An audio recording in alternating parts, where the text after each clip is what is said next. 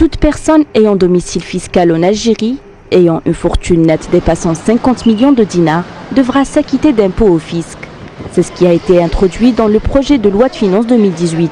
Mais que signifie réellement détenir un patrimoine dépassant ce montant précis? Le fisc algérien va se baser sur tous les signes externes de richesse. Les patrimoines immobiliers, les véhicules particuliers d'une cylindrée supérieure à 2000 cm3 essence et de 2200 cm3 gasoil, les yachts et bateaux de plaisance, les chevaux de course, les avions de tourisme, les objets d'art estimés à plus de 500 000 dinars, les bijoux et les pierreries, or et métaux précieux. Par contre, les habitations principales sont exclues de l'assiette de l'impôt sur la fortune.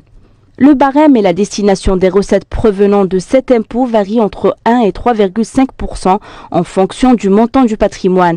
À titre d'exemple, l'impôt dû au titre d'un patrimoine évalué entre 5 et 10 milliards de centimes sera de 1% et l'impôt de plus de 40 milliards de centimes sera de 3,5%.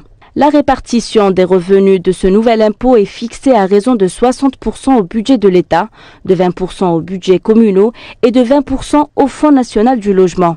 Pour la mise en application de l'impôt sur la fortune, les concessionnaires automobiles sont tenus de transmettre au fisc les données relatives à la vente des véhicules de tourisme dont le prix dépasse 10 millions de dinars.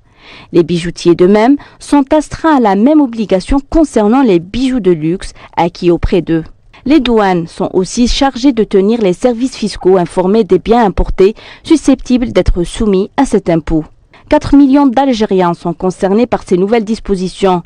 Ils doivent donc déclarer leurs biens au fisc le 1er janvier de chaque année.